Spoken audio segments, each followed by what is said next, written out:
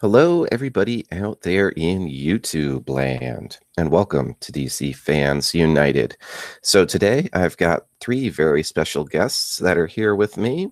First off, we have Comic Perch. You might know him from Twitter. He owns a comic book shop, so I'm really glad he could make it and give us his insight on this topic. How you doing today, man? Doing well. Glad to be here. Thanks for inviting me. Oh, for sure. I'm glad you could make it. And we have my friend Martin, the collector. He's a cool guy. We talk on Facebook all the time, and he reads a lot of comic books. So I was glad to have his insight. How are you doing, Martin? Are you there? Yeah, sorry. I'm very glad to be back here, and hopefully I don't bore anybody. No, I don't see that happening. And for the first time, we have Donna Troy. You might know her from her adventures in DC Comics. I believe she was actually Wonder Woman for a while. It's a pretty good book. I think you get it on trade. What was it? One I read was Who is Wonder Woman? That Terry Dodson book. But anyways, how you doing today, Donna Troy? I'm doing great. Thank you for having me. And That's yeah, Donna Troy has been a Wonder Woman once. I think it was before or after Infinite Crisis. I'm not sure. It's I been think a it long, was it's been a long little. while since I read it. Yeah. But I think like she's been Wonder Woman twice, and she's a better Wonder Woman than Diana is. So Oh that's my man. opinion, though. We'll have to get Diana on the stream sometime and you guys can debate that. So anyways, what we're going to be talking about is we have some problems in the comic book industry, and a lot of people don't seem willing to acknowledge that. And it's weird because the numbers are right there on the surface. It's often cited because of a Bleeding Cool article from last year that over 50 comic book stores closed between 2017 and now. And since that article ran, I know personally of several comic book stores that have closed, and my own state only has maybe one or two. So aside from that, the overall sales are just terrible. You can look at the June numbers on Comic-Con, only 8 issues. So the top 8 issues managed to sell over 100,000, but only 30 issues sold over 50,000. So if you think about that, that's really bad. And only 59 titles sold over 30,000. So we're talking about stuff like Thor, X-Men Gold, Justice League, Venom, all these books. Even Venom #2 only sold 73,000 with all the hype and everything around Venom. So it's a lot of things that have been weighing on my mind. And because of that, I was kind of wondering what you guys think can be done to help save print comics and, comic book shops. And I guess we'll start off with Perch since he owns a shop and might have some good insight on these topics. Yeah, well, I think we've been talking about some of the issues, I think, for a while. The problem with what we face right now is that there's no single answer. There's a lot of different factors happening all at once. The idea of a retail shop with a physical good like a comic book, that's going to be a struggle. I mean, even if everything was going absolutely perfect with comics, it's still an uphill battle to sell in that market and sell in that way. And things like digital and other things have not come along. So that's one factor. And another factor is you have so much attention going to the movies and media and market and toys, and more people know about the characters than ever, but that hasn't translated into actual comic sales. It's largely where it's been for a long time in terms of the people actually go into a shop and do things. And then of course you got prices are too high. And the thing that a lot of people miss is that there's a massive amount of comic books in the market right now. I mean, the companies are publishing a lot of titles. There's a lot of noise out there. And so it's, I've had this debate actually with the guys from Comic-Con a few times who say, a lot of the sky is falling talk is overblown, that it's actually not as bad as you think. And Really? I mean, Yeah, but the problem is it's your own judge. So if you think that the comic industry is going to vanish tomorrow, no, that's true. Anybody who's saying that is overdoing it. But that doesn't mean that there aren't problems. There absolutely are problems, and the biggest indicator is just what comics aren't doing. Comics aren't making the leap that the movies and the other things are making, and comics with all this attention, it's not growing. The biggest problem actually with comic books is that we should be seeing growth. We shouldn't be seeing a decline. And that's really where we sit. Yeah. It seems like a paradox, right? When the movies are doing so well, but then the comics are just in decline. Yeah, absolutely. I mean, even going back to Comic-Con from June, let's see, it's 3%. Just all the percentages are less than from years previously. Going back, it goes back 15 years, I guess. So 9% less versus the same month last year, 8% versus the same month 5 years ago. It just goes on and on. So it's weird that they don't see the decline when it's just right there in front of their faces. No, there's a lot of noise out there, a lot of rhetoric about, the entire comic industry is completely imploding and it's dying tomorrow and it's all going away.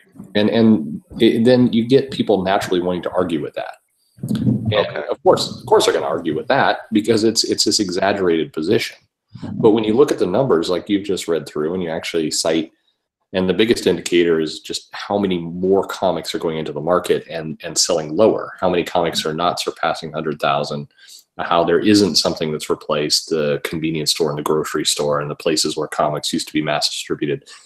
There hasn't been any replacement for that. So yes, there are definitely problems. It's just it's become easy to ignore. It's so weird because they list, say, I think it's 200 or 300 titles now. I think they bumped it up to 300. And only the top 59 sold over 30,000 units in a country with 330 million people. That's so bad. Like, I don't understand, Like, what are they doing? Like, why aren't they? To me, it looks like the sky is falling, honestly. It's not good. Here's all the arguments you could make to say it's not as bad as books. And keep in mind, my position is it is bad. So don't get me wrong with what I'm about to say. But you could look at it and say, okay, there's a lot more comics in the market. So it's natural that there are fewer comics sold. It's natural that there are comics not over 30,000 because there are more comics out there. So there's more for people to buy. That's one argument. It's not all wrong. It's just it's not all right either. Another really classic argument that comes up is that, hey, when things were going to the grocery stores and on the spinner racks outside of the comic shops, a lot of those comics are getting pulped and they weren't actually making their way into the hands of readers. And that's true too. Absolutely, there was a lot of waste. You don't see that waste today. Still, even though these comics are getting pulped, which is not a great thing, more money was flowing into the system. So the rates, it was a healthier industry overall for more people. So and of course there's always the arguments about Scholastic and digital and trades and all the rest. But if you cut through all that and you just look at things apples to apples, comic sales are declining. There are fewer people buying things, and the natural elements that would make comics healthier are not making comics healthier. And that's things like movies, like TV, like other forms of media. It's not crossing over. That's very abnormal. Okay. I want to bring the other two people in. Sorry, guys. No, it's cool. I'm really glad you're here for that insight. So let's see, Martin, you were telling me quite a few different ideas that you had for the DC comics, and yours was pretty specific, like what writers and I think maybe editors and whatnot you'd put in place on different titles and stuff. And I thought that was really interesting. And it seemed like your impression was that would help sales, which makes sense. So would you like to share some of your ideas with us? And hopefully DC will listen. Well, like I was telling you, it would be interesting, and I'm not exactly sure if my ideas would help increase comic book sales that much or in any way, but uh, especially if you have been reading comics for like the past 5 or 10 years, and you're familiar with big names like Jonathan Hickman, Rick Remender, Greg Rucka, so forth. I feel like if DC or Warner Brothers were able to contract those guys, and I guess let them write their stories. I mean, I know editorial and everything always has to get involved, but as far as DC goes, they're not. They haven't been doing such well, in my opinion, they have been doing a far better job than Marvel editorial for a few years now. Yeah, And I mean, that's just my opinion because I honestly, you already know I buy way too many books from all publishers. you're trying to save So, the industry, man. yeah, I feel like if maybe Jonathan Hickman would come over to DC and write JSA, because that dude is he's really good at writing team books, as he proved on his Fantastic Four and New Avengers runs. Yeah, maybe on the creative side, that might help, especially since, like I said, if there's all these veteran comic book readers, and they might be, they might have stopped, buying DC comics because they're not really liking anything of like New 52 Rebirth stuff. But then they see this really awesome creators joining. And unfortunately, Brian Michael Bendis was really great, but like over a decade ago.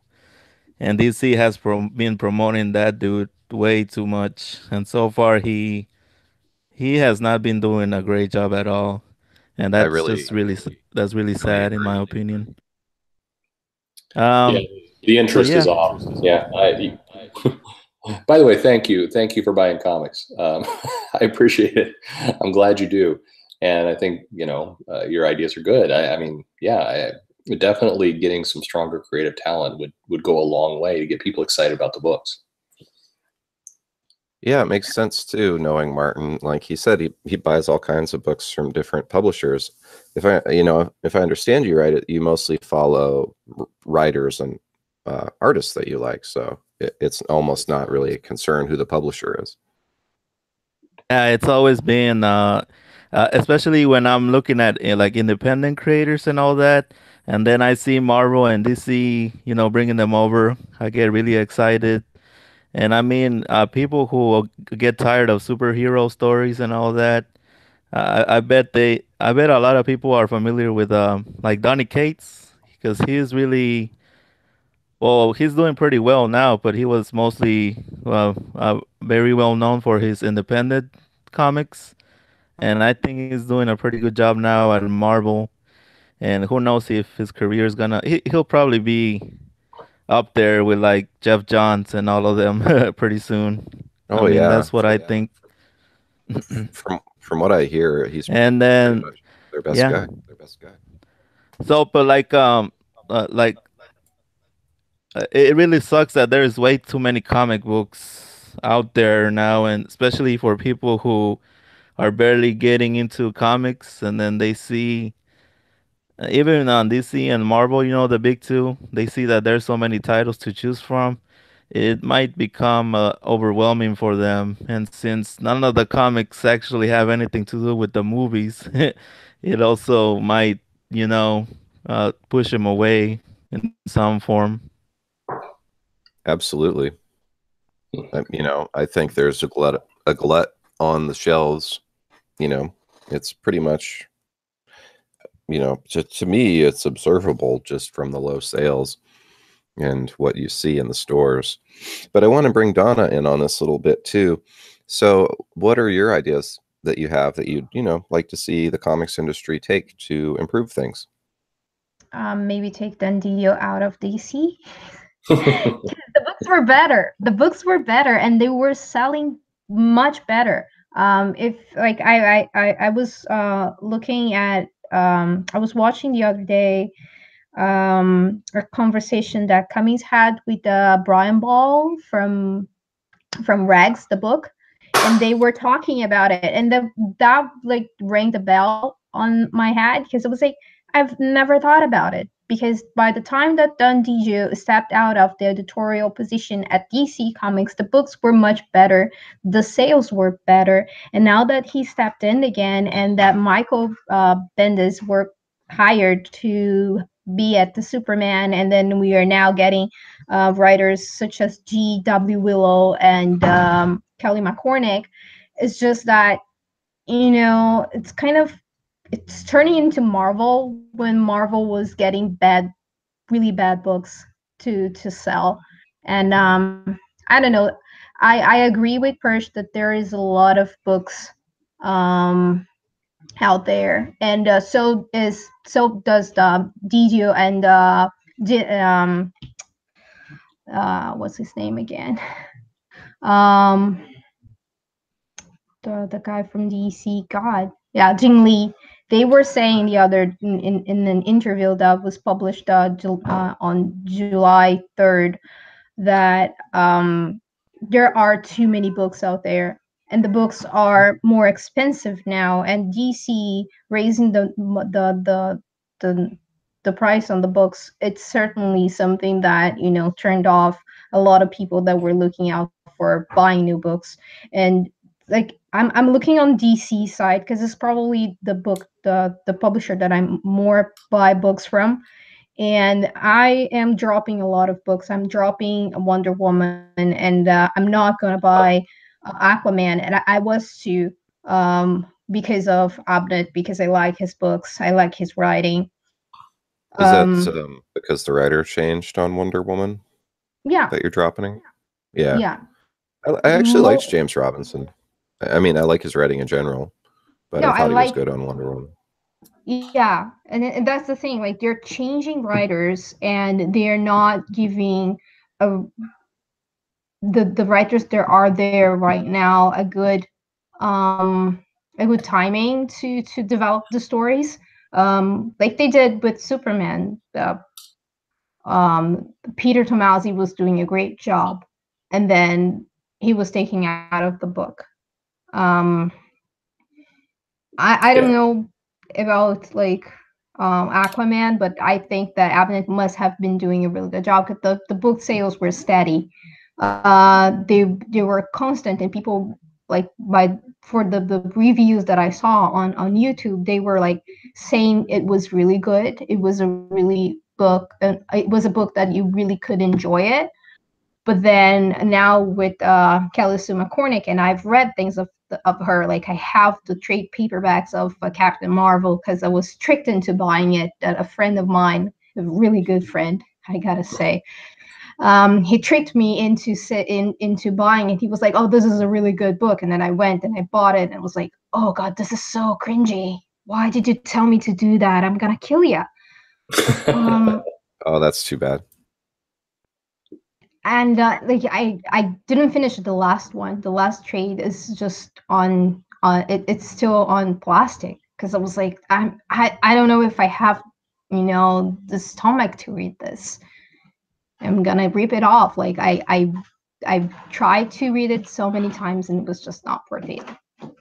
And I think that they should kind of like put more material out that are consciously like that people really like it, like do like they do with the sitcoms, put a preview, see if people will respond to that like in a positive manner, and if they do, keep on going, but put out books just to put out books like Bendis did with Superman, like the 5 titles of Superman he was doing at the beginning. It's like it's clickbait. It's like making you spend money on something that you don't really want just because it's Superman, or you're trying to give it a try to the book.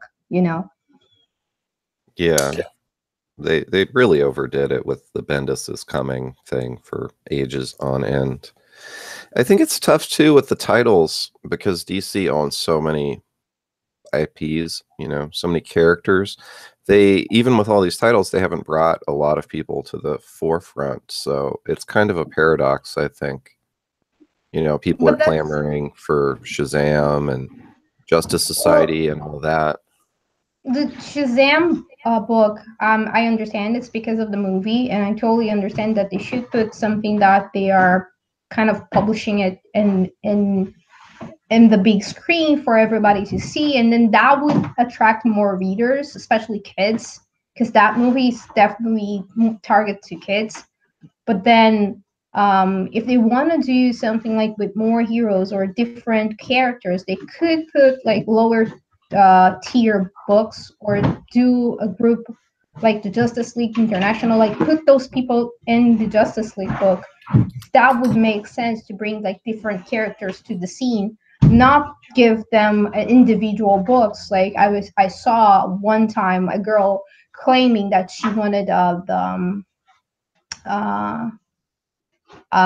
Hawkeye lady, not Hawkeye, the what's the Oregon girl? Hawk Girl. Yeah, Hawk Girl. I give her a solo book. There's no story there for a solo book.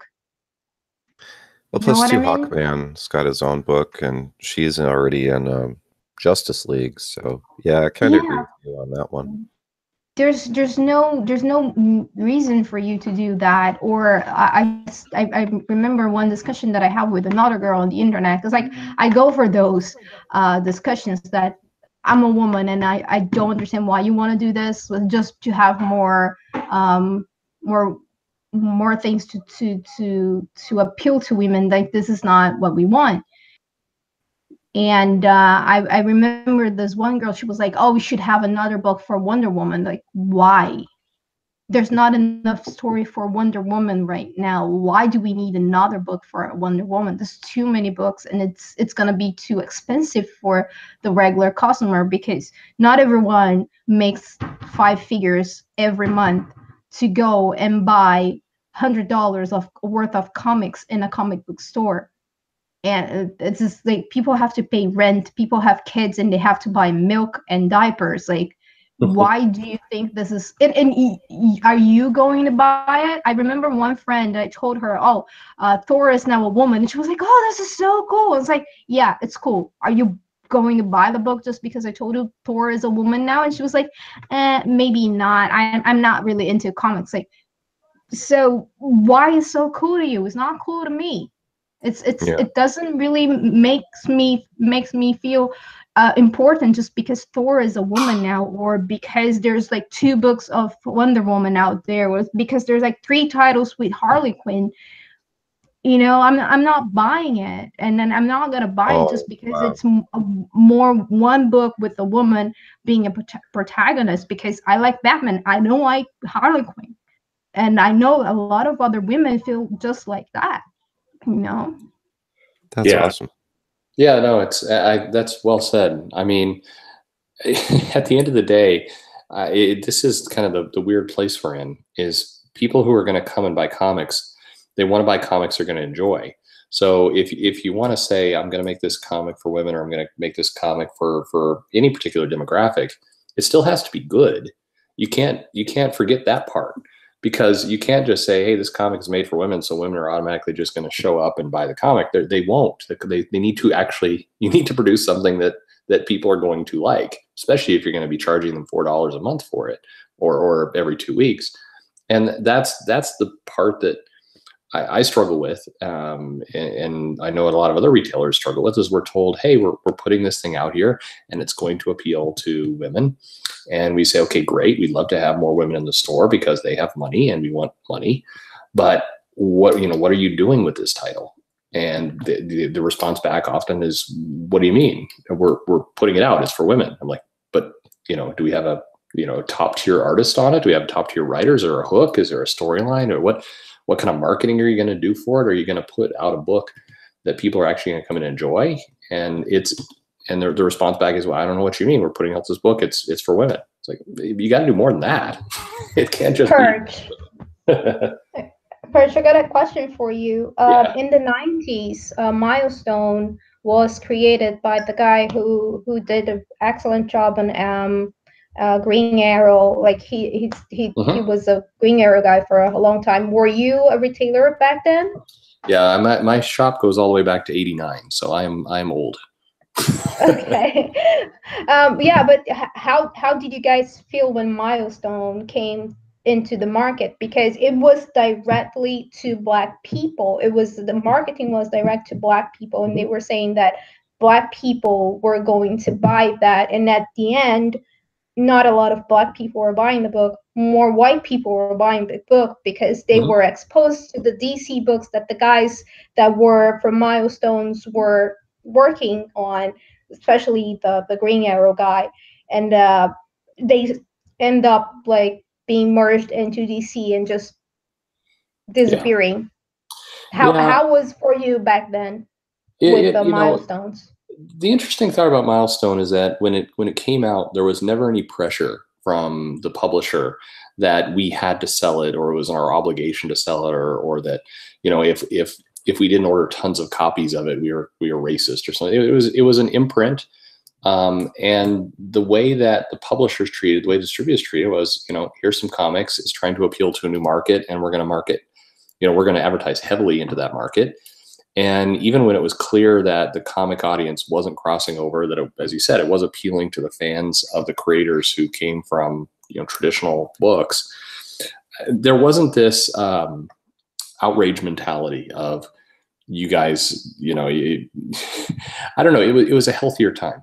We sold it. It didn't sell very well, of course. I mean, obviously the imprint would still be alive if it did. But there wasn't shame in it. If a retailer said, hey, this isn't working, or, you know, some other approach needs to be done, you know, retailers didn't get mobbed as being a bunch of racists. It was just like, yeah, we know it's an indie. We're trying to get it off the ground. There wasn't this kind of hate marketing mentality. And that's a little bit where we are now is, you know, these comics are being put out, and there is pressure on the retailers and the distributors and everybody else, and the readers for that matter, that, you know, we're putting this out for you, and if you don't like it, you're an awful person somehow. But that didn't exist with Milestone. It was what it was, and ultimately wasn't successful. But when it didn't go, we didn't get this big sermon about how we were awful people for it not working, and that's a huge difference to today.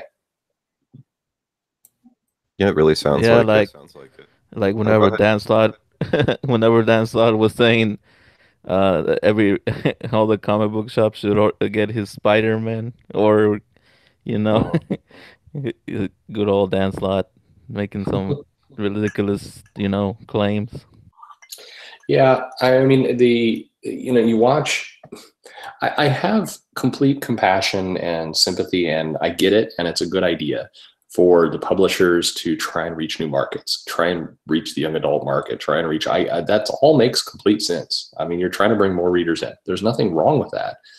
The problem is that, you know, you can look at Milestone, which was a great example of trying to reach a new market in a healthy way. And you look at the efforts today, and it's extremely aggressive. There's an attack mentality to it. There's, you know, here are these comics, and we're going after these markets, and, you know, if people don't like it, then they're awful people, which creates a natural, you know, outrage on the other side. I mean, I see some of the comments back at the publishers, and you know, the other side often exaggerates and gets too upset over it. But of course they're going to. If you are called a horrible, hateful person, a Nazi, and if you're called these things, yeah, it's going to make you angry. So I'm not surprised that the fans are rebelling and angry. I mean, nobody wants to be called these horrible things.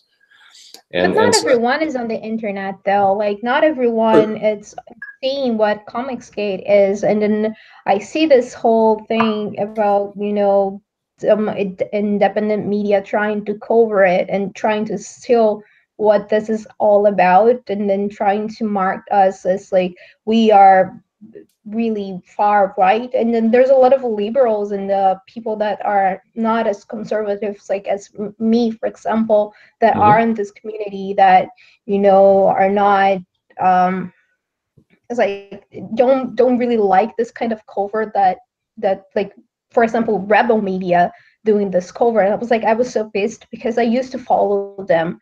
And then I just saw that they're a bunch of cash grabbers. Yeah. They are. It's all they are, because Gavin McInnes is not with them anymore. Fate Gold is not with them anymore. Lauren Saltern is not with them anymore. A lot of people left Rebel Media because of what they are, their values, and then they're now covering the Comicsgate thing. It's just insane.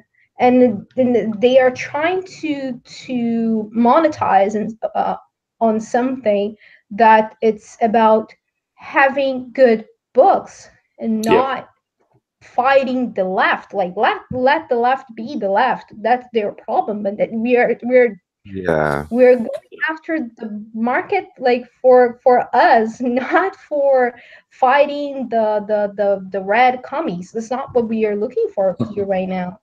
So it's weird because it was supposed to be, I thought, about getting politics out of comics or making comics less political, but you're right, it's really just a right and a left thing at the end of the day anyway. Well, and this is the thing that I worry about is you said something incredibly true, and you see it play out. What happens on Twitter and Comicsgate and SJW and all these various things, it rarely comes into the shop. And I think that's something, if everybody could take a deep breath and kind of, go into your shop and realize that all this noise is not what you see on a day-to-day basis. On a day-to-day basis, you just see comics come out and sales are lower, and it's no big mystery. It's, the big sellers of X-Men, Avengers, Justice League, Batman, Wonder Woman. I mean, these were historically big titles. They're the titles that people know. And when they come into the shop and they look at, they look at Wonder Woman, and it's like, well, this isn't the title I want. Or a better example is they look at X-Men and they look at the cover and they're like, okay, who are the X-Men going up against? I have no idea who this character is. It's some random space villain. And who's the X-Men team? Well, these aren't any of the big names I know. And they don't buy the comic. That's the reality of what's going on in the shop. And so all this political overhang that we get on Twitter, I mean, my fear is that does start to come into the shop, because that is a sales and shop killer. So when the pros go nuts on Twitter and say all these things, that's not helpful. None of this helps comic sales. And the last thing I want is for that crap to come into the shop. Really I don't see people talking about, sorry. Go ahead. I don't see people in my shop talking about that. Sometimes I talk with the guys that work there, and I try to see if they know anything about it, but they don't. They don't. They're just completely oblivious about it. Like, we are here to sell comics. We know what's going on, but they barely know anything about it. Yeah, I have that problem too, to a different extent. Like, my comic book shop owner, it's basically the only one on this side of the state, if not the only one in the state, and he's very standoffish to me in particular. I don't know why, and it's just it's weird. Like, his shop was going to be moving, and I was looking at the books, and there was like 2 or 3 different customers that would go up to the register, and they'd ring up the books, and he would tell them, oh, we're going to move the store to this place, be sure and come over there, all that. And, so I overheard that several times. And when I came up to buy my books, he didn't have anything to say at all. So I was just, after a little bit, and gave him the money and stuff, I was like, so you guys are moving? And, he was just like, oh, yeah, we're moving. And it was just, I don't know, it's weird, because if I'm coming in and spending a lot of money and not doing anything wrong, what is it about me in particular? Like, if I ran a shop, I would just sell to everyone and be as nice as possible. It's strange, and it doesn't make me want to go back there, even though I have very limited options. There's still the internet, so I don't know. It's weird. Yeah, I think that's true. I mean, definitely, there's no secret magic to running a shop, whether you're a comic shop or a tech shop or whatever kind of store you're running, whatever kind of retail store you're running. You got to be good to your customers. I mean, whatever your opinion is, that's it. And it's weird. Like, I think I might have told you about the time I asked him, it's for Action Comics 1000. And I didn't realize at the time that certain covers were exclusives and some were just the regular variants. But anyways, I asked him about the Art Germ variant cover for Action Comics 1000. And he'd never heard of Art Germ, apparently, which is kind of like, okay, you run a comic book shop and you never heard of Art Germ. But he looked at me like I was just making up words, like I'm a crazy person, you know? And it's like, dude, it's not my fault you don't know a very famous artist, you know, and you're making me feel bad for asking you about a book. You know, if I'd thought about it at the time, I would have went over and picked up one of his Supergirl books and been like, you know, this guy on the cover. But it's weird, you know, it's just a series of things like that, and I don't understand why. So I'm thinking it might be Midtown Comics for me. Yeah, it's, well, I mean, in this comment, if it gets picked up, I'm sure a lot of people rip up, but it's again, it's that there's a balance to everything. It's sad that a lot of shops are dying and going away. It's not good, and I think that's a bad indicator for the industry. At the same time, just if we're being honest, some of these shops had business practices that it's not a big shock that they're going out. If you treat your customers lousy, then yeah, you're going to have trouble maintaining your business, and that's definitely the case. There are lots of shops out there that, you know, the retail world in general is changing. Amazon is changing retail. Lots of online stuff's changing retail. So you have to, you know, adapt to the times. You can't just set up shop in a basement, keep kind of a dirty little shop and do your thing and survive. And that is another factor that comes in. But, you know, having said that, you know, you need good product. And if the product is questionable and overpriced, then, you know, you're getting hit on all fronts. Yeah, that's what's so insulting about it. It's like, I'm going, dude, I have to drive 60 miles to get there. It's in the middle of a city. You know, I go there, all the books are expensive, right? I mean, it's at least $4 a book. They aren't bagged and boarded, so I have to buy those for another 25 cents. And the books, of course, are on the shelf, getting mauled. So it's just, and he doesn't have back issues. So it's just like, what the heck? This place sucks. I don't mean to go on about it, though. It's just, it kind of sucks personally. But it's weird, too, because, you know, I don't know if it's a symptom of him having no competition. Like, there really aren't any other shops in that whole region. So what incentive does he have, you know? Yeah. Yeah, no, I mean, the lack of competition does that for sure. Yeah. I mean, there's so many problems facing the industry. I mean, to the question you asked at the beginning, I mean, there's a lot of things happening all at once, with the way business is just generally going, with how comics are. I mean, there's a million problems, and the one thing that, and it's very hard in today's, you know, climate, is now is the time where comics fans and publishers and they need to be a very tightly knit unit.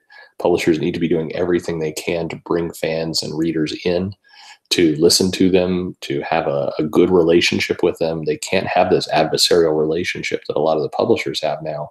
They need aggressively to have a tight bond in this industry, because things are radically changing. And this is the kind of time when you see new publishers come up and big disruptive change. What Mark Miller is going to accomplish with Netflix is going to be eye-opening. Whether you like the guy or not, he's tapped into money, and he's. But do you think that will help the comic book industry, the printed comic book?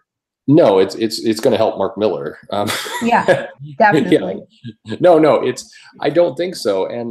But that's why the comic publishers and the all these pieces need to come together and need to have a better relationship than they have now, because otherwise, yeah, a couple individuals are going to get very rich doing their pet projects, and everybody else is going to suffer. Do you particularly, or any, like, this is a question that I have, like, I haven't been to Walmart yet here in Canada to see if they have the new comic books. To be honest, I have never really looked in comic books at Walmart at all. I think I went once to Toys R Us to see if I could find alternate comics, but they don't have it. They have it in my comic book shop, but they don't have there. Do you think that the Walmart initiative that DC did, it's helping, or it's just a lot of old men on sweatpants going to Walmart to buy frozen pizza and then end up buying comics? No, Oh, go ahead. I think Sorry. personally, yeah, because I mean, I'm very passionate about this topic. I've done actually a couple videos about it. I think it's a good thing. Not only is it a good thing, I think it's one of the best things DC has done in a long time. I'm not that old, but I remember going to the grocery store and there being comic books on the, you know, on the shelf in the magazine area or in spinner racks. The fact that comic books and print comic books are so inaccessible, especially to kids, is preposterous. And to me, aside from the price, is the core reason that comics aren't doing that well at all. Bringing an affordable book into a place like Walmart is a really good idea. That, you know, there's ways they could potentially be doing it better, but to me, that's a nitpick. You know, you've got 100 pages for $5. Some of it's reprints, but I think a lot of what they chose is actually really wise. Like the Teen Titans book, it's got the Teen Titans story, which is original, but it's also got a reprint of Super Sons #1, and it's got Sideways #1 in it. So if you're trying to pitch a Teen Titans book, you know, to a young reader, they're going to read the Teen Titans because they probably know them from TV or whatever. But then they're going to find out about Super Sons and Sideways. They're going to get interested. They're like, oh, this stuff's cool. They're going to buy more books. You know, I don't personally see these hurting comic book shops. I think if anything, it's going to drive interest in that. And I really wish that, you know, these are Walmart exclusives, but they ought to be selling these at every, you know, grocery store and stuff. Like, this is the way to try and save the industry, in my opinion. Yeah, I can double that. I mean, there's been some retailers who have objected to this, but right now with where the industry's at and where we're at, this is a good thing. We need more material out there. We need more visibility out there. The person who goes into Walmart and picks up this comic or sees it and is reminded of comic, I mean, it sounds crazy to us and to anybody who's reading comics. But you would be surprised how many people come in on a regular basis and say things like, oh, I didn't know they still did comics anymore. I went to watch the movie and I didn't know. I was getting pizza next door and, you know, hey, there's comics here. That sounds insane, but it's true. And so getting these comics into Walmart, it's just more visibility. There's zero risk right now of these comics being sold there, cannibalizing comic shops. The more the better. Right now we're in a state where we need more material out every way we can get it. Yeah, it's really sad. I remember when I was younger, and you could go to many gas stations, especially 7-Eleven, and where the magazines were, there you go. You had Marvel and DC comics. And this was early like 2000s, but Even that late? Wow. Yeah, well, I mean, in Texas, I'm pretty sure in other states too, but right before Yeah, 2005, awesome. I remember 7-Eleven, and I think a few other gas stations still had comic books. And we have a grocery store named HEB, and they also had them there. I think Target. I'm not sure if Walmart also had comic books, but I definitely remember Target having like Spider-Man and some comic books too. But yeah, it's definitely a good thing that Walmart, you know, has those books now, and it's kind of, I guess, you know, getting comic books, you know, exposure. And it's also really sad that there's a lot of people who, even in my family, my little sister, she asked me if comic books are still being sold. I'm like, yeah, what do you think? There's so many movies out there. I told her, obviously, there's way too many comic books available right now. Yeah.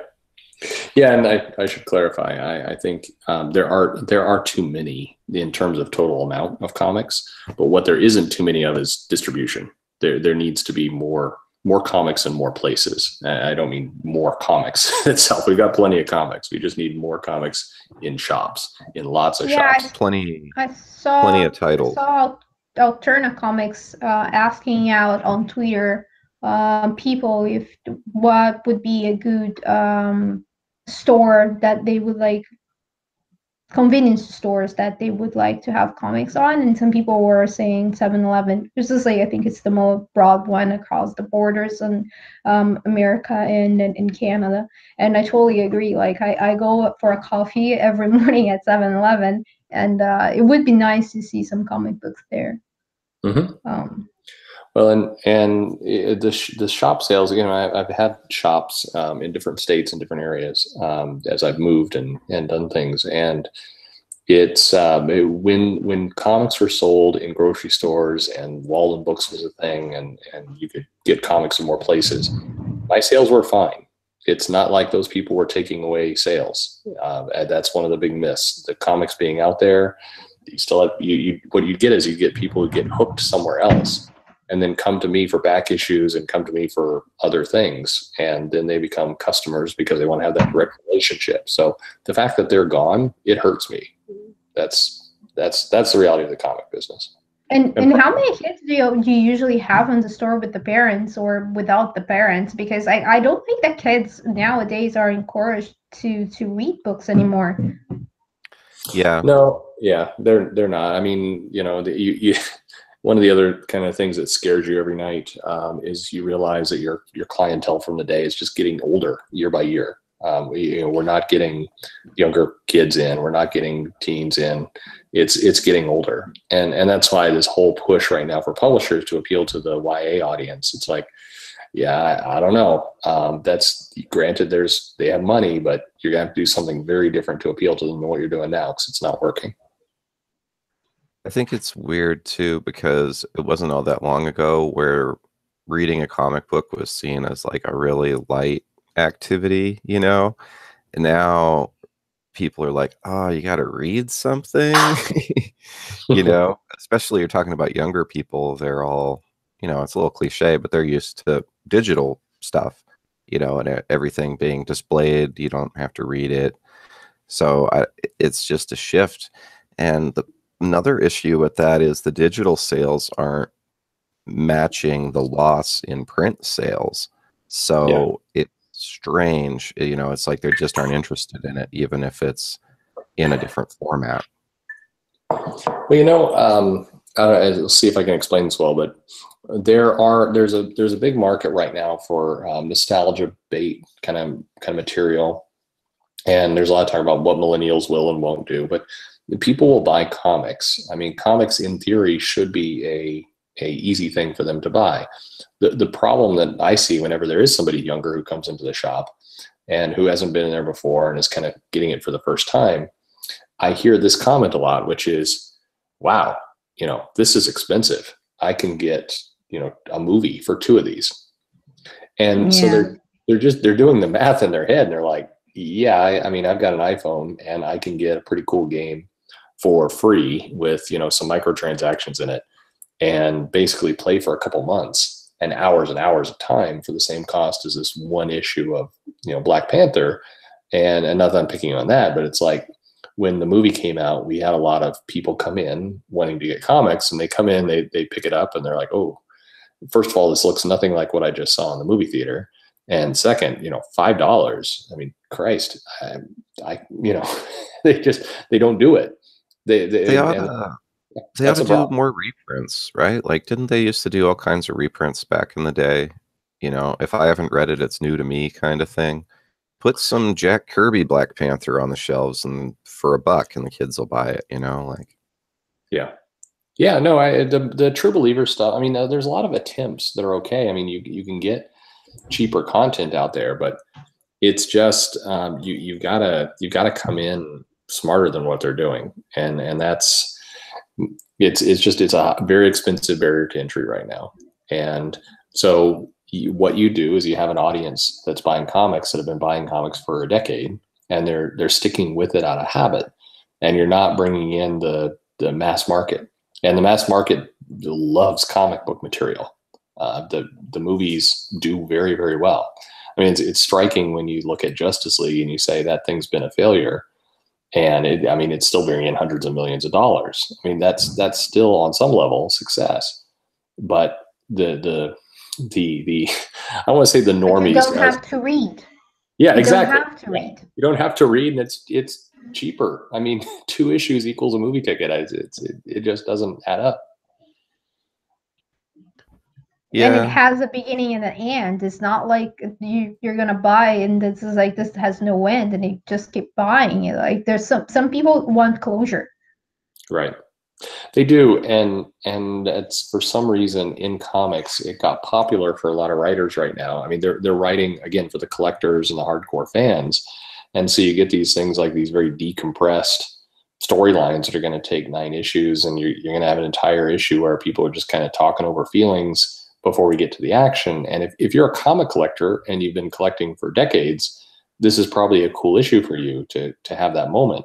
But if you're coming in out of a movie that you just saw start, middle, and finish to, you know, what the hell is this? And I mean, that's the problem.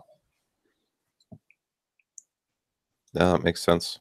Do you think, I was talking to Martin about this a little bit earlier with trades, you know, does that work for you as well as single issues if people buy those?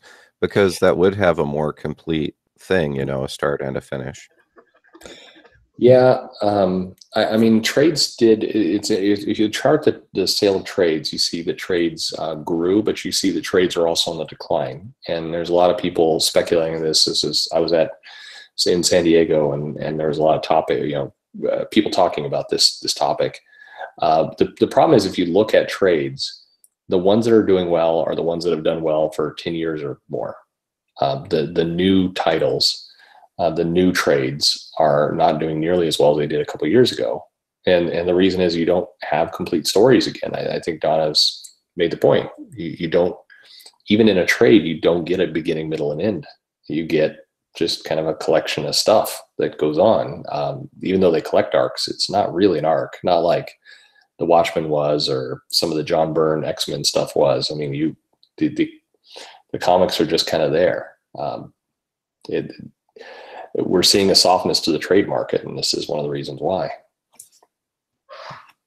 Imagine, I mean, there's stuff like Doomsday Clock and whatnot. Mr. Miracle is probably going to be, I mean, they got to put that into a trade, right? Mm-hmm. So, and it will do okay. Some stuff, but just not as much, you're saying? Yeah. No, if you look at the comics that are having trades come out, you get, you know, not a great value, not as much as you used to get. I mean, if you go and you compare kind of the Watchmen trade to kind of more recent trades of current ongoing series, you know, the value is not quite the same.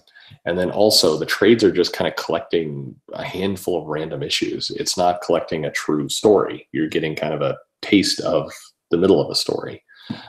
If you're going, and so we'll use an example. If you're in Scholastic and you're ordering the Moon Girl or Squirrel Girl trades, you're getting some story, but you're not getting a complete arc, not like you've seen arcs in the past. And this has been a big argument. It was an argument at the last convention. The opposite end of this argument is, yeah, well, comic readers don't want that anymore. They like the decompressed story. They like just kind of the Scott Pilgrim of, you know, something's happening, but not necessarily beginning, middle, and end. And I'm on the exact opposite end of that argument. I think that's nonsense. People like to have a complete story. It's a different way people do storytelling now. That's very interesting. So, Martin, I know you read a lot of trades. What do you think on this topic? Yeah, Perch was saying, I am one of those who likes oh, you're breaking up a little bit. Kind of like a complete story. Go ahead. And it's as if no.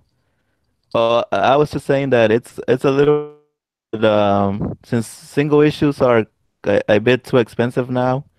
I always wait just to buy like the trades or the hardcovers because I enjoy kind of reading a complete story or that makes sense. Are you all listening to me fine or no? Yeah, sounds good. You're back.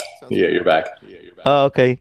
So yeah, I usually just wait until Marvel and DC print out the complete collection trade paperbacks. I have been for like the past 2 years. I've been buying a lot of omnibus or omnibuses, however you say I don't know like the actual term, but I've been buying a lot of those. The problem is that if you want to buy an omnibus, you're gonna have to wait years until they actually get printed. And sometimes when you miss out on buying the omnibuses, and you have to wait even more years to get like a reprint or something. But yeah, that's how I mostly buy all of my comic books, just trades and hardcovers. I really hate, well, I don't hate, but I try to avoid buying like the normal size trade paperbacks, like just the volume one and then volume two, or like of any title. Yeah, it sucks to wait, but that's how I usually buy my books whenever they're sold in like an omnibus or a complete, collection format. I did this for a long time, and then now I buy floppies. But for quite a few years, I did the same. I waited to get the trades, and then once I got the trades, I was like, okay, now I'm gonna sit my ass and I'm gonna read it because it's better than going to the store and see if the comics are there and if the price is good and I can afford it. I totally understand you, Marty. Yeah, right now it's I got a mini library going on, so I kind of slowed down on my buying anyway because to be honest, I think I have a little bit over 1,500 trades, and then when it comes to omnibuses or omnibus, I have like about 120 of them, and I still Oh, buy like every week because I go to a website called instocktrades.com, and I mentioned this on the last stream as well. And well, discount comic book services, they buy everything in bulk. And I mean that's great being able to buy trades and hardcovers that are like 40 to 52% off, brand new. But it's kind of sad that it hurts like local comic book shops when people just wait like me and just to buy like the trades and the hardcovers. Although anytime they have like when they had Action Comics 1000, anytime they have those available at the local comic book shops, I definitely go over there and buy like a copy or two. that's cool. So Perch, what were we saying? Oh, do trades that sell in your store, does that make like as good of a profit margin for you as selling floppies, or how's that work? No, it's not as good, but it's not something that I dislike. I mean, it's funny in just, Martin, hearing your story about what you read. There's nothing wrong with that. I mean, it's kind of it depends on your perspective, but fans who trade weight, they don't hurt shops, or at least they don't hurt them nearly as much as people who get bored and lose interest entirely. People who trade weight, you said it yourself. You came in, you bought Action Comics 1000. You'll buy issues. Everyone who comes in the shop, we have several people who come in and they trade weight. And yes, I make more of a profit if they buy floppies. It's true. But having that customer, having the person coming in is still worth it, and it still helps. And you wind up buying other comics. Even if you trade weight, you do buy other comics. And so right now, the industry is in this place where we need your money. We want you interested. So whether you're buying monthly floppies or you're buying trades, however you're doing it, beggars can't be choosers right now. We're happy that you're coming in, you're engaged in some way. And that really is every shop that kind of gears their business that way is on more stable ground. That's at least my perspective. I mean, yeah, I've got a buddy in the area who rails against trades and hates trade waiters and everything else. And I mean, sounds nice. I wish everybody came in and bought floppies every month. I wish the publishers would jack the prices to $10 a month, and everybody was thrilled with that and just buying it like crazy. I mean, that would be a wonderful fantasy world, but none of this is true. So I think it's all good. People buying comics is what we need. Right. It's like the Walmart giants. It's people are still interested in comics. It's helping the publishers put out more comics. It's keeping the, it's keeping the flame alive wherever it is. So yeah, I'm with you on that. When the flame's alive, people buy stuff, and I have people come in and I don't want to say lecture, but tell me, it's like, I never buy monthlies. I've been burned too many times. I only buy trades. And then they're like, oh, what's this over here? And then every single time they walk out with 2 or 3 or 4 or 10 monthly titles because they get excited by something. And that's how it always is. Yeah. That's pretty interesting. I never thought about that. Oh, yeah. So there was a question in the chat earlier with Fox and DC doing their merger. Do you think Marvel's going to be starting to put out better X-Men titles? I don't know about better. I think they will put out more X-Men titles. More? Because how many are there now? Like 5? Oh, there will be more. Yeah, I mean, we're gearing up toward the fall and the winter, and there will be more. I mean, we're going to have a Wolverine ongoing. More than 5 if you count solo titles like Domino and all that. Cable. Yeah. They're going to mine this for a while. But I mean, my answer to that is, if the answer is, are they going to put out, good titles?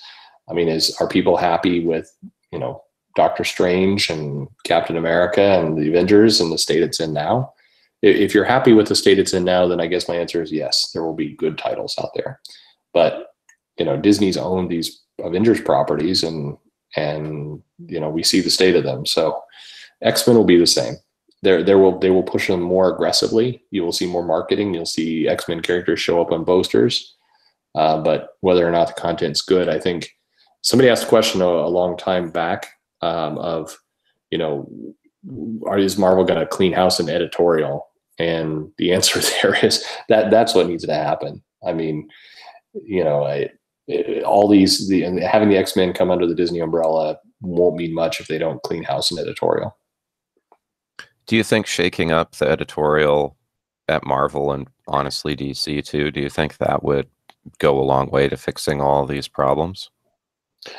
Yeah, I think, from the publisher perspective, I think that is the silver bullet. That's actually the only thing that's going to make a huge impact right now. It's editorial that's picking ultimately the creators that are on the books, the style, the format. That is the broken aspect from the publisher side. You guys feel that way too? Donna?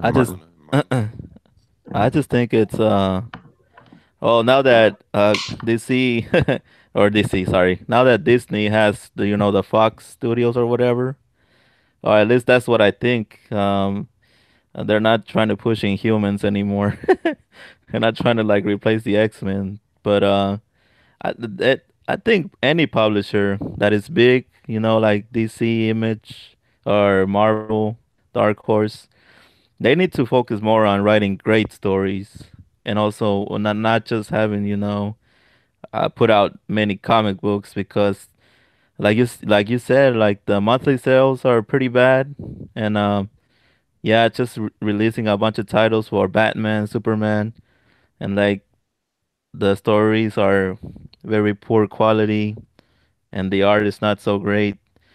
I would just say just have 1 or 2 titles and just focus on writing the best stories and having the best art. And honestly, I don't know why they always want to do a weekly series. I always think when a story is released on a monthly basis, there's always more quality, more control overall. Well, that's what's killing me with Justice League. I can't keep up with that weekly stuff, especially as far away as my comic book shop is. I got issue 1, and now they're already on like issue 6 or something. I'm just like, I don't even 5. Oh man, yeah. Is it 5? And Snyder's not writing it this time, and he said that he will be every other book. He won't be writing because it's someone else is writing by the perspective of the villains. So I haven't. I've been buying it, but I haven't read it yet. That sucks. And I believe it's a rumor, but I think Snyder's trying to write 50 issues for Justice League or whatever. That's what I thought. But honestly, Yeah, I don't know if he's a strong writer when it comes to, you know, group group stories. I really enjoyed his Batman stuff, but just trying to read Batman Eternal that came out on a weekly, basis, it's a struggle even for me, and I love Batman the most. Yeah. Yeah, Snyder, I mean, whether it's true or not, I mean, what he's been saying is he has ideas for 50 issues, and, he's got at least some agreement that, he'll be able to be on the title as long as he wants. So what he's doing, and I think it's smart, is he's telling the fans that, if you buy into me, I'm going to stick with you for a while. And I'm glad he's doing that, but his stories are, I'm a fan of people going big. And Snyder is definitely going big with the issues, whether or not.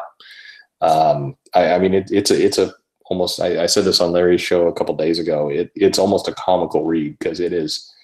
Yeah, it is insane what he's. It feels like an event book. Yeah. Oh yeah.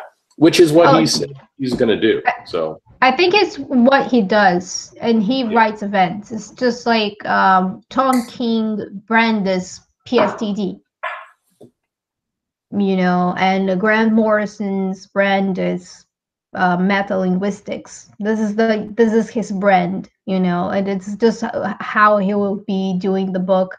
I don't know. I'm trying to give the guy a chance. Like, I tried to read his books before and I didn't like it, and I'm like, okay, I'll try Justice League because I like Justice League. Some people say it's more likely Grant Morrison's Justice League. Some people say it's different, but then again, it's like 2 books already because there's the Justice League Dark, and I think there's another Justice League, and then this Justice League that he's writing. Sorry? Right, League Odyssey, I think it's the 3rd one. Yeah, Odyssey. Probably, I have no idea. Yeah, it's like 3 Justice League books. I think all the 3 are like weekly, and it's just too much books. Like, I'm buying the first, I'm gonna read the first. If I don't like it, I'm gonna drop it. This is like, I cannot spend that much money on comic books, to be honest. Like, I have other priorities in my life.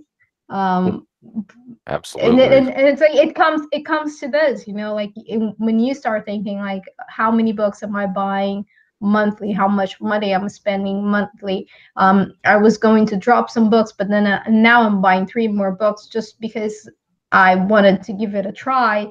And it's like, it's not myself. All the money that I spend is not going to save comics. It's just one person doing it. No doubt. Well, we all do our part. One thing, though, since we're talking about Justice League, it's actually something I wrote down earlier, and I wanted to ask you about this, Perch, did you notice a big drop in interest in Justice League? Because issue number 1 was the top-selling book for June. It sold over 200,000 issues, but issue number 2 also came out in June, and it only sold 86,000. So that's quite a drop of over 50%, maybe 60% or so. So what do you think? Did you notice a decline in interest in your shop? And do you think that this is going to be a problem? Because it's dropping pretty quick. No, I think so. What happened there is, sorry, I'll speak for my shop, and I should say at this point, I'm in a ton of different Facebook groups. I try and keep track of other retailers. I have a lot of good conversations with other retailers and what they're doing. We do this for survival. We help each other out when we need to shuffle issues around and when we overorder on things. But we try and kind of get a sense. Justice League number 1, we knew there was going to be high speculator interest. And when I say speculator, I don't necessarily mean collectors, just people for the novelty of it will pick up a number 1 of a big marquee title. And Justice League was going to be one of those. And what we're seeing now is Justice League is selling through, at least for me and a lot of the people in the area. What we order is selling out. and that's a good thing. And Yeah. so even though the numbers are dropped, it's expected. Now that said, I think I have a lot of readers coming in who have it in boxes and have it on pull lists who are starting to say things like, I don't think this is really for me. Many of the readers that are coming to the shop like the fact that it's being written as an event book, but it's an event book with a little bit too much, I don't know, chaos, if you will. There's Snyder is almost being a little bit too Morrison in a couple areas of there's just a lot for people to consume, and readers are getting lost. And so if you're trying to appeal to the event book audience, it's like the summer blockbuster movie kind of phenomenon. You gotta be a little bit more Michael Bay, as much as that pains me to say. It's confusing a few people. So I'm cautiously worried, I guess, about Justice League and where it goes. That is why, I mean, Snyder is a smart guy, and he's a big help to a lot of retailers because he goes out and he does actively push his book and gets people excited for it. And so you saw some noise this week from him talking about, that he's going to be on it for 50 issues, or he's got 50 issues worth of ideas. They're kind of explaining how every 5th issue is going to have the villains involved and that kind of thing. He's doing that because he's hearing the same things, that the title is losing some people. And so he's trying to bring them back in. So Justice League should be a good marquee title. Snyder brings in sales, but there is something not quite right about the title right now, and it does have people worried. That's really interesting. So another topic I was wondering about, and I wanted to bring up to you guys, since we're talking about comic sales and all that, is DC's new Age of Heroes. So I don't know if you saw it or not, but the Immortal Men is going to be ending at issue number 6. So that doesn't really bode well for the series as a whole, especially since a lot of issues, actually almost all of them, are selling less than 30,000. I believe the Unexpected #1 started at 25,000, and that's where Immortal Men is going to be canceled at. So what do you guys think about that? Donna, have you been reading any of the New Age of Heroes? I bought the Terrifics. I have been buying it, but I haven't read any yet. I was buying because of Ivan Ray's art, but then he's not in the book anymore. So that left me a little bit sad. And it's probably one of the reasons why I'm still buying the Bendis books, because Ivan is a really great guy. I love him so much. Like he's really nice. I've met him before. He's a really nice guy. And his art is really nice. And I was like, oh, like this is because I know him. And I was like, okay, I'll buy his book and then I'll give it a chance. But reading, no. My husband was reading Silencer, I think, and he was liking it very much. But then he started buying because of Romita's Jr.'s art, and then Romita's not in the book anymore, which is, I think they did that on purpose, like putting big names on the books and then not having them after issue 4 or 6. So this is sad. That's really interesting. That was my issue too. Like, I'm still following pretty much all the titles on New Age of Heroes, but losing the artists has just been killer. Like, I actually did drop Damage when Tony Daniel left. Well, he stopped after a couple issues, but when he stopped doing even the covers, I was just like, nope. So I understand about Ivan Reis. His art is so good. But I think Doc Shaner took over on Terrifics, and you can tell the difference a little bit, but he's a really good artist, and he seemed to be trying to basically copy what Ivan Reis had drawn. I mean, not literally, but copy his style, not doing his own style so much, but trying to keep the book the same. So I think Terrifics is probably for art one of the best titles. But yeah, I've heard that the books are good. Like Silencer, like I said, my husband read it and he liked it. Terrifics, a lot of people were saying, I saw like a couple of videos that you titled that you really enjoyed Terrifics. Those are really good books that are bringing characters that have been in the limbo for so long. But then, like I said, like the DC is just kind of putting out books and not really caring much if they're gonna keep up with the books or not, and not advertising them as much. They were advertising it before it was prior to launching, but then they're not advertising it anymore. Yeah, it definitely needs more support. Did you have any thoughts on this topic, Martin? Are you going to be picking them up on trade or anything? Yeah, I'm definitely gonna pick up a few of them on trade. To be honest, I'm only gonna pick them up for the art because I know Sideways is co-written by Dan Didio, and I'm not really crazy about him either. The dude does not like Nightwing for some reason. It's just a funny guy, but I'm also gonna pick up Terrifics for sure. I like Ivan Rice or Ivan Reis, however you want to call him. Ever since I saw his art on Green Lantern by Jeff Johns, I'm like, man, this art is amazing. Kind of like a modern Neil Adams, but much better. And what else am I gonna pick up? I'm sad that Tony Daniel left the what is it called again? That blue Hulk looking guy. Damage. Yeah, there you go. Sorry, uh, I got a brain freeze. But I'm gonna pick that one up. What else? The Brimstone one. Just a few of them. It's really sad that Immortal Man is getting canceled early, but I honestly was not interested in it because I haven't liked Jim Lee's art. It's been decreasing in quality in like the past 3 or 4 years. That's just my opinion, of course. But yeah, it's kind of sad that all of these titles they're like in a New 52 state when they were in New 52. Of course, at the beginning, it was doing great sales for DC, although a lot of people had issues because of continuity and all that, and all the characters being young and whatever. But I enjoyed many titles from New 52.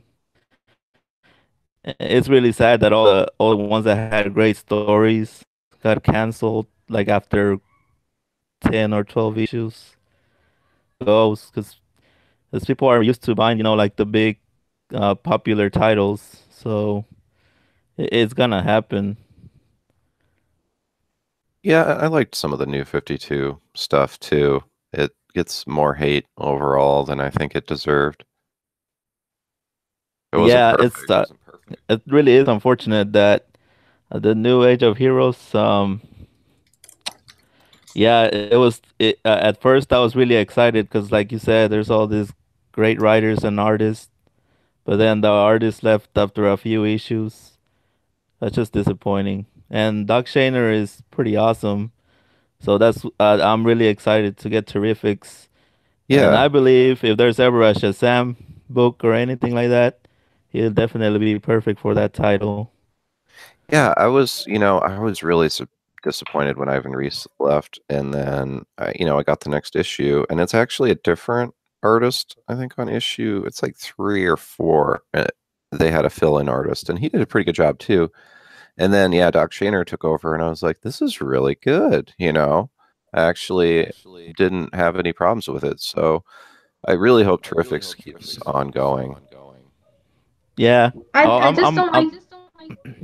Sorry, ahead. more thing. I just don't like the thing that they announced the book. They marketed the book being Ivan Reis and Jing Lei and all this other guys, and then they're not on the book anymore. They're not going to be on the book anymore. Like, why did you advertise that those were the artists, and then they made like Ivan probably knew already that he would be working with Brian Michael Bendis on Superman, and he wasn't be long on the book on Terrifics. So don't advertise something that's not really truth. At least like say it for 5 issues, or just be honest about it. No, I agree. I did a video a little while back called "Was DC's New Age of Heroes a Bait and Switch?" because they ran literal commercials that said DC's masterclass of artists, and they listed out everyone, like you're saying, Jim Lee and everyone else, Ryan Sook, everybody, Philip Tan, and they're all gone now, every single one. So it's kind of like, really? Well, no wonder your line failed. So it's funny you bring that up, because this is one of the areas, and this is where other retailers or people who want to know if I'm a retailer, this is my proof here. If you're in the Diamond Closed Summit, this was one of the topics there, and it's an area of contention because DC absolutely advertised that the masterclass of artists, the best artists, we're going to list the artist first up before the writer for this line of comics, and they're going to stick with the titles. There was a promise made that these artists this was not a bait and switch. This was not going to be Marvel. In fact, those specific words were said. If you go back 9 months when a lot of this was announced, it was, we're not Marvel. We're not just going to have these artists come on for a couple issues and then, ditch them for cheaper artists.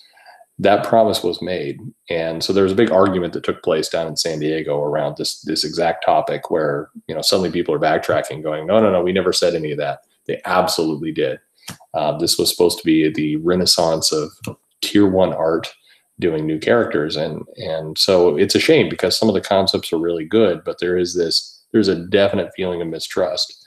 And I can't begin to tell you the amount of people who have removed these titles from pull lists. And I think at this point, maybe the Terrific survives. I don't know. In a year's time, I doubt any of the others will. Yeah, as sad as it is, I'm inclined to agree just because the sales numbers are so bad. Yeah. Some of them are getting down below 20,000 units already. We're far from issue 10 on any of these. Some of them too, like New Challengers and Unexpected have only had a few issues, so it's pretty bad. It's too bad too. I really had high hopes for this line. It was actually one of the things I was more excited about in DC. You can get in at the ground floor with all these new characters or, reworkings of characters. It was really a great idea, especially when they were putting so much effort into it. And it's just like, it's, what is it they say, snatching defeat from the jaws of victory or whatever. Yeah. I agree. You were so close to perfection and you let it go. Pretty much all the first issues were good. Well, Ash isn't going to agree with me on this one, but I didn't like New Challengers #1. I thought it was really boring, but especially Andy Kubert, like, you got this great artist and all he drew was just people standing around talking. I was like, oh my gosh, this sucks. So it was, what do you think too about the little fold out posters that all the #1s have? Have you had anyone like take and put them all together or anything? Not that I've seen, but no, people are really just more excited about the fact that you had these, what looked like a publisher getting behind a bunch of new concepts and putting big people on it. And that there was a lot of, it was interesting because DC had a lot of fan love for the concept. A lot of people saying, they're absolutely doing the right things. They're putting the right people on there. They're trying to put new titles out there. They're not going to cheap out on it. I mean, there was a lot of really good fan love over this concept, and to watch them blow it has been sad.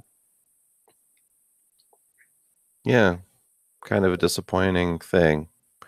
So I guess we'll bring it back around to where we started. Martin, did you have any more ideas? Because you only got to share a little bit of what you would kind of change in the industry. Did you have anything else that you would do to, maybe increase sales and whatnot? Well, I don't know if this is impossible, especially in our times, and prices and everything going up. I would wonder if all the comic books were to be $2.99 again, if that would help, or if that is even possible in any way. But yeah, it would be cool if the comic books were not $4 or $5 or $6 or more dollars, but I don't know. And other than the price, the price ranges. Like I said, I don't really buy too many single issues, and digital is also hurting, because I have a feeling that maybe 3, 4, or 5 decades from now, everything is just gonna be digital, and it's really sad to think about the future, but that's the reality of things. So I don't know if maybe Perch thinks it's a good idea for comic books to go back down to at least $3, or if that's in any way possible at all. I mean, it would help. I think it goes along with mass market. What's happening, and I don't have this analogy may or may not make sense, but if you've gone to your local Walmart or Target and you go to the toy section and you've got all the mainstream toys there in the aisles and they're sold off the racks, and then usually somewhere in the back, and at times it's not even in the toys, it's over in where the electronic stuff is. You've got this specialized group of mystery figures and boxes and things from Adult Swim, and you have these the collector toys, that weird kind of little niche batch of toys, and they're always more expensive. Those are the ones that are the Todd McFarlane stuff's over there, and it's 3 times the cost of just a regular action figure on the shelf. That's where comics are now. They're more expensive than they should be, and they're niche, and it can survive. It will survive as a niche thing for a long time, but that's not what it should be. It should be mass market. It should be big. And to do that, they're going to need to distribute more places. They're going to need to get back into the grocery store and the convenience stores, and they're going to have to be cheaper. I mean, what Alterna is doing is true. It's got to be cheaper. You can't sell a 22-page book for $4.99 with a straight face and appeal to the mass market. People won't buy that, not in big numbers. So prices have to come down, or comics and the fans have to accept that we're going to be a niche product. And I think that's sad. I've noticed too with DC, I don't know if Marvel does it too, but DC likes to do this thing where if a book's $2.99 instead of $3.99, they feel like they can load it up with extra advertising and potentially a preview comic at the end that's like 7 or 8 pages. So you end up with like 17 pages of content. I don't know. So even sometimes they lower the price, it doesn't necessarily help all that much. Like even Wonder Woman, it was like Wonder Woman number 44 or 45 or something in there. I did a review on it, and it was really disappointing to me because the art was really good, the story was pretty good, but it was just like littered with ads, and I think it was one of the ones that was $2.99. So yeah, if you're going to put a lot of ads in, and you can do that, then get the price even cheaper. I mean, frankly, if you're going to subsidize with ads, bring it down to $1.99. Well, they do that even on the $3.99 titles. It's only stuff like Doomsday Clock that doesn't have any ads, or Action Comics 1000 or something. Yeah. I mean, I'm in favor. I will tell you, if somebody came to me and said, okay, we're going to lower the price on the books and they're going to have more ads, I would take that deal for sure. But you can't keep the price high and have the ads too. And that combined with, the current popular style, and this is why it gets back to, I forget who said it before, why editorial is such a problem, is so many writers are writing in this super decompressed, very little is happening kind of way. And if you can pick up a comic and, kind of zip through it and skim through it in, 3 to 4 minutes, yeah, you're going to feel that $3, $4 price tag, and you're going to opt out.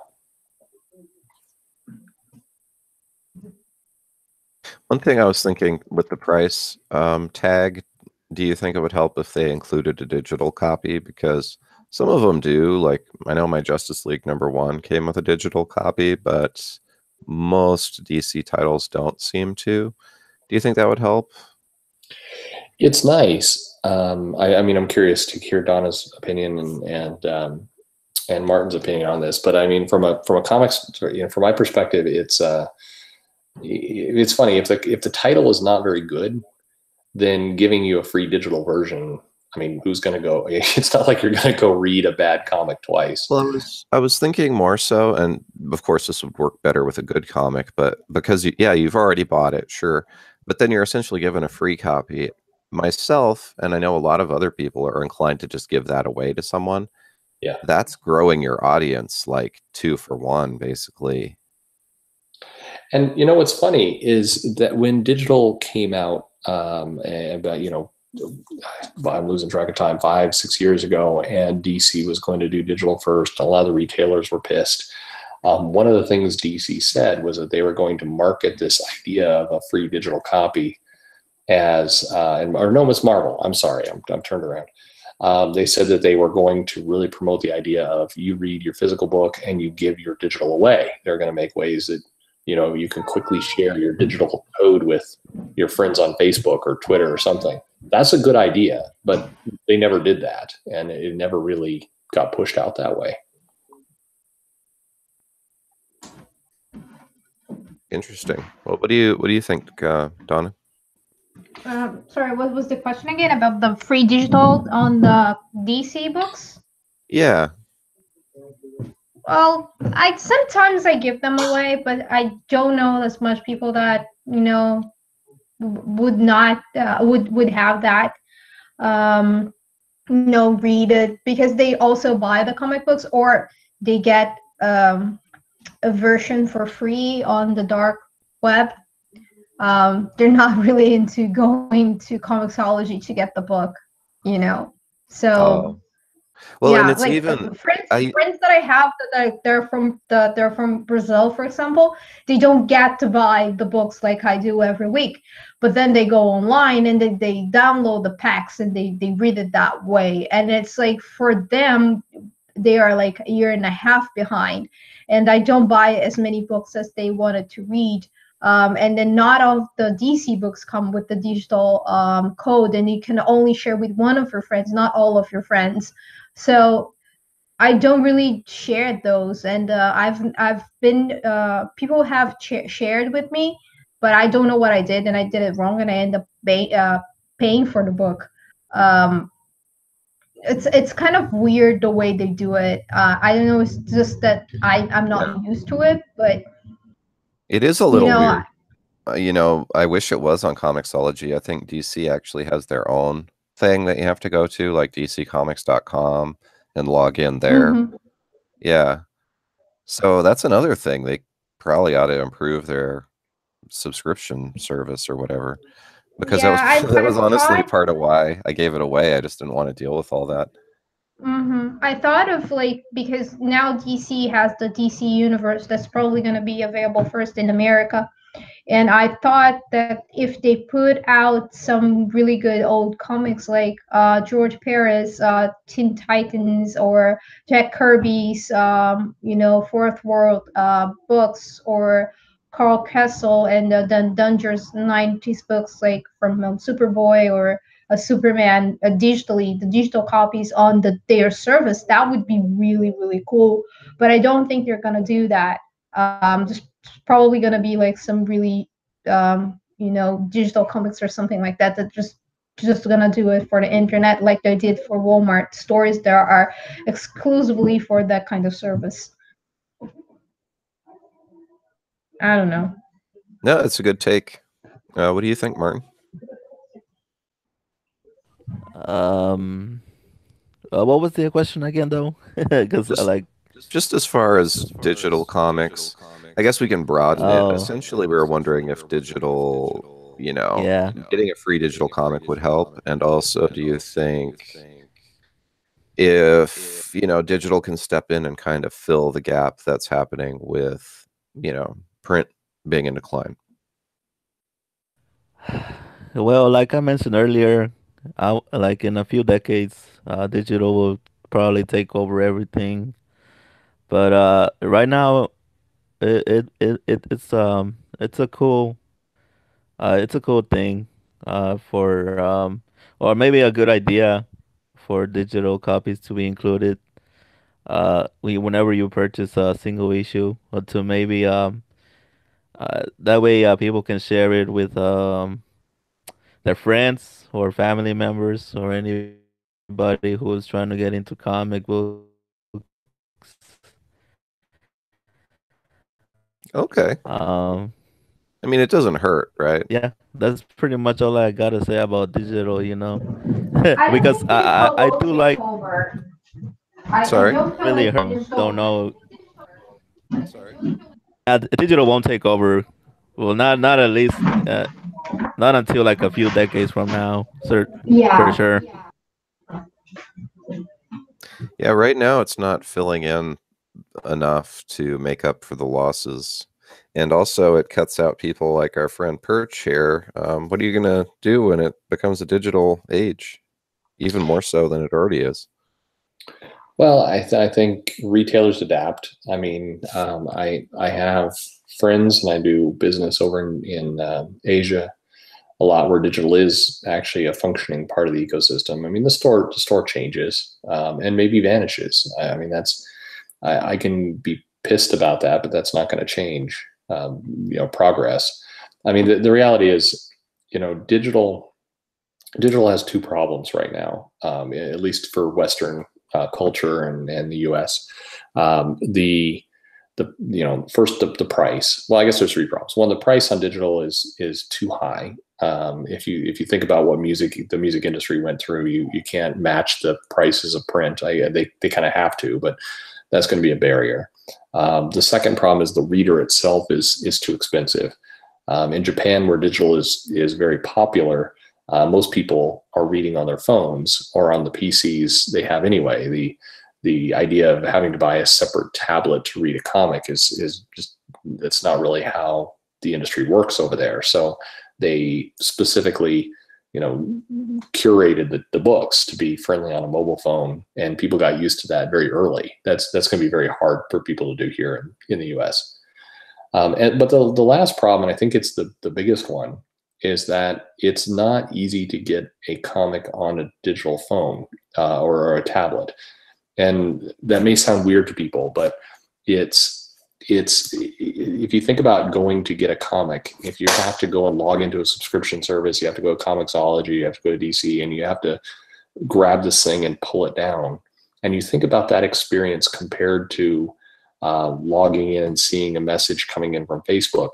That's how the technology should be for comics. If they want digital to really take off, it's got to be as simple as saying, I like Superman, I want that digital comic delivered to me every month. And I open up my phone and there's a little notification next to an app that it's already there, and I can have it and I can download it. And getting to that point wasn't hard to do. It was as simple as just clicking one button. That's where digital has to go. But there's a lot of reasons why the publishers are not going to do it that way. And they're stuck in a traditional mindset. And that's good for me, honestly, as a store owner. I'm glad that it's hard for the moment. It will change. The print medium and distributing this way will not be that way decades from now. Absolutely not. But we've got many years for it to come, and the problem in thinking in comics and why comics aren't being sold the right way and edited the right way and distributed the right way. It's the same problems that are happening in digital as well. And Ash, he says Comixology already does this. They do, but it's not trivial to get there. It's not simple to just pick up a phone of a pure person who's a novice to comics, download the app and get it. It's just there's friction there that doesn't exist if you go to Japan and you try and get digital that way. It's just complicated enough to knock out casual readers. And I know that sounds weird, but it's true. It's people are lazy. Part of the reason Amazon is so successful is because it's like one or two clicks to buy something.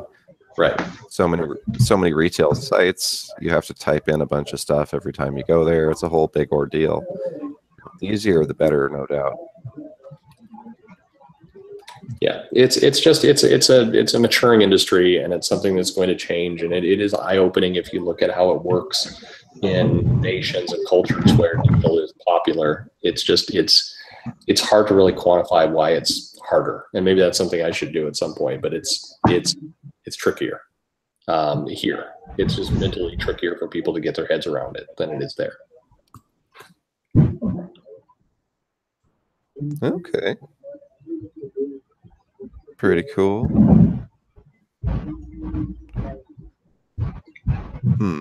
So I guess, is there anything else you guys think would help with the industry's woes?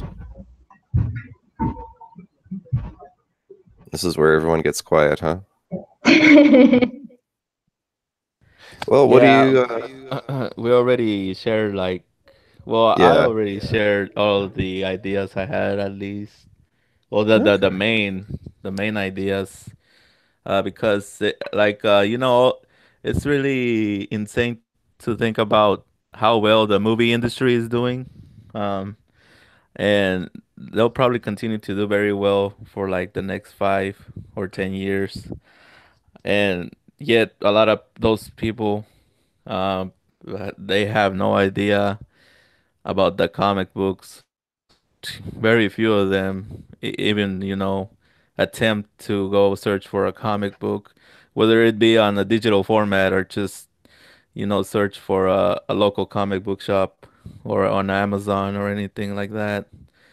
Yeah, it's really alarming to think about how much money Hollywood is making and all that, and yet the actual comic book or the book publishers, they're gonna end up hurting, It's Uh-huh. just that's the nature of things for now. And It's a weird time. I just really hope that the comic book industry eventually gets, finds more success and does not, suffer more than it is. Yeah, I mean, I think that's one thing, we're all in agreement on. We want the comics industry to do well. That's why we're all here talking about it. And we all support it in different ways because it's something we really care about. So I hope it, continues and is not just something that withers into, obscurity. Yeah, I think comics, as we said, as I said before, it's one of those things where the debate that goes on in Twitter is a little bit different than it's a lot different than the debate that goes on in the stores. I think it would be helpful if the people online remembered that, because as they're trying to put their points to publishers and to pros and other things, you wind up arguing at times topics that are very different from the reality in the shop, and so you get ignored. And in many cases, there's very good ideas, but they're getting ignored because they're coming at it from a very small bubble of people. And the other, aspect of it is it's something I said a couple of days ago, and I said again here. We have to believe that this can be bigger than what it currently is. The fact that there are movies coming out that are billion-dollar films, and there's so much attention going on in other forms of media, comics should be huge. And even though this sounds like happy rainbows and unicorns, we have to believe that it can be bigger. But the reality is, a lot of people who are pros kind of have this foregone belief that this is a niche industry, that they are, this is not the big time, and that the comic shops are this generation's Blockbuster Video. They're just going to die. The question is when. And they don't know what true success looks like. When you have a lot of comic artists and writers who are making less than what you would make if you went to join a tech company right out of school, like a lot less, then you have this view of the industry that it's just small and it's self-defeating. And we need people believing this can be bigger and pushing every day for it to be bigger, because it absolutely can be bigger. But if you don't believe it, then it certainly won't happen. I think maybe part of it is just the passion isn't there in a lot of ways. Yeah. Back, in the golden age or whatever, a lot of the people writing were the people who created the characters. They were really passionate about it. So, do you think that kind of is part of the problem, that people are just filling in the shoes that they're given? They aren't, the desire isn't there. Yeah, I absolutely believe that's the case. And you take an art. So take the Cine Grace, who did the Iceman series. Sure. He was an indie writer. He did his thing. And is he a bad guy? I'm sure he's, who knows? I'm sure he's a fine guy, but he's geared toward writing these indie titles. He doesn't have this attachment and passion to the Marvel books that have existed for the last 60, 70 years. But he's put on one of these books because he's got a friend in editorial who puts him there. And, what's he going to do? I mean, he's going to try and make the character more like what he's comfortable with. But unfortunately, what he's comfortable with is, an indie book to a very small audience. It's just a bad fit. So, yeah, I mean, of course, people are going to write to what they know. And so, we, the comic fans, get angry at this guy. Like, look how he behaves on Twitter, and look at how he's wrecking the character. Well, what did people expect? I mean, including Marvel, what did you expect was going to happen? All these efforts are taking people completely out of their element.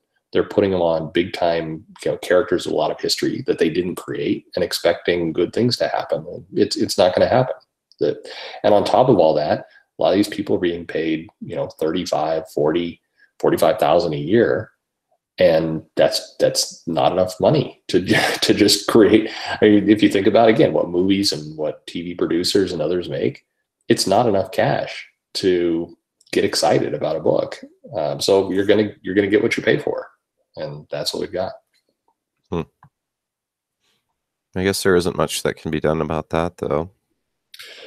Well, I think you not to be a broken record, but you got to start with editorial. You've got to get the people who are bringing in the creators, the writers and the artists. You got to get that's editorial. A lot of cases, making those decisions. Get people who are passionate about the comics. Start there.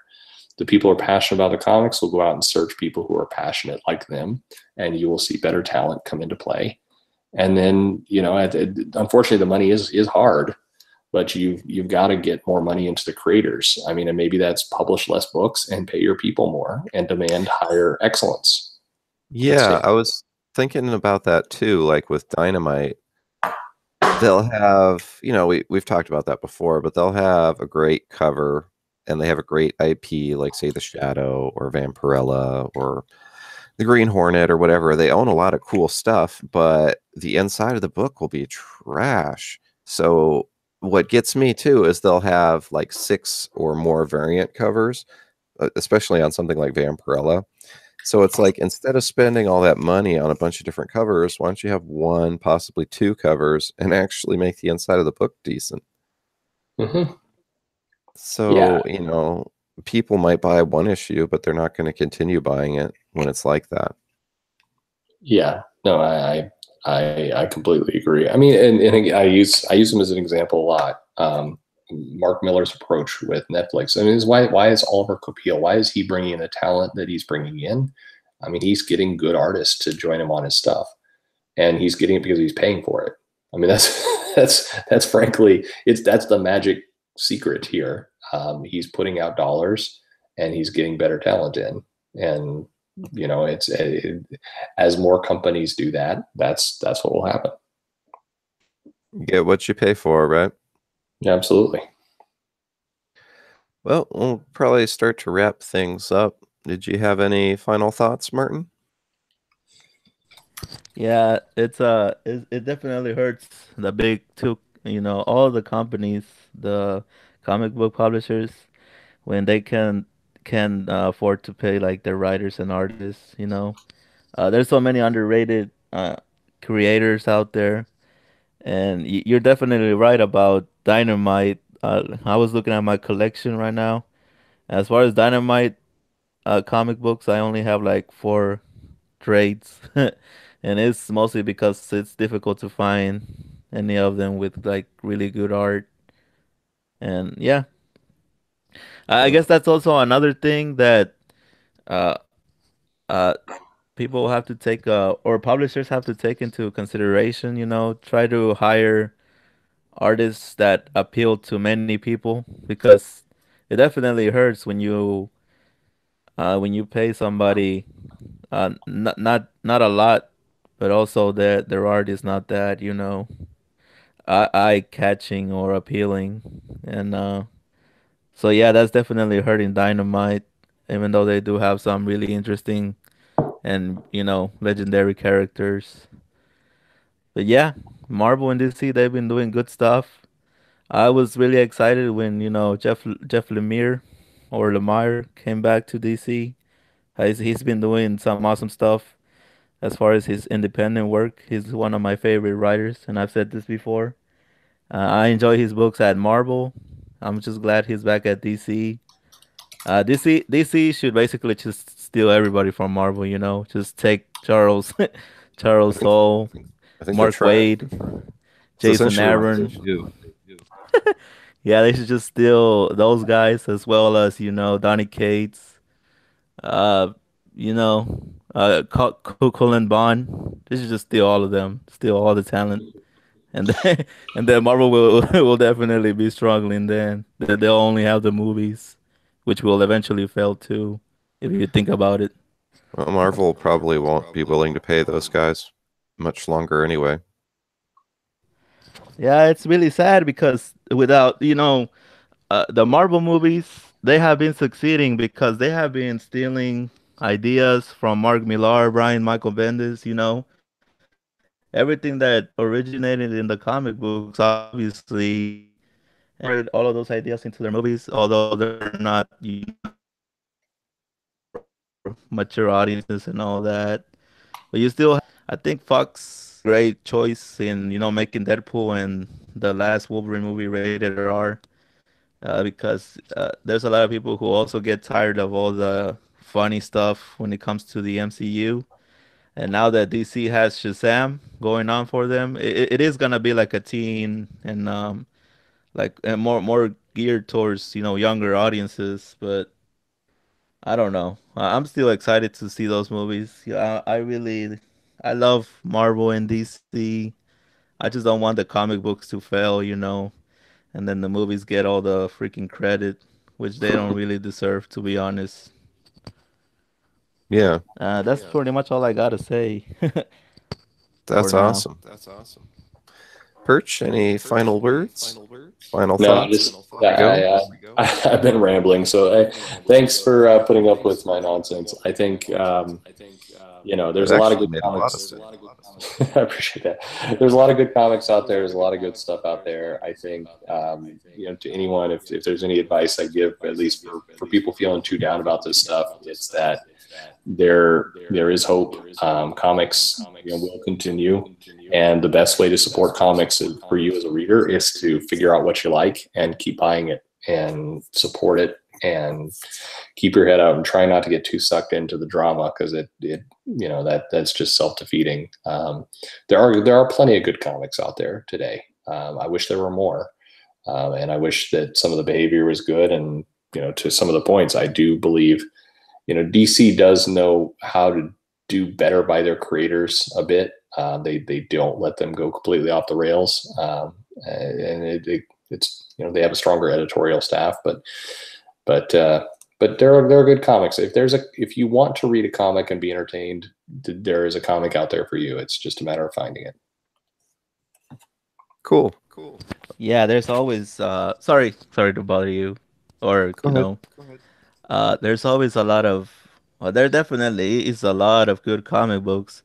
You just gotta like Perch said earlier, you gotta find the correct creative team for the books, because here's an example. Brian Azzarello, as much as I love his independent stuff and his Vertigo books, that guy cannot write superheroes for to save his life.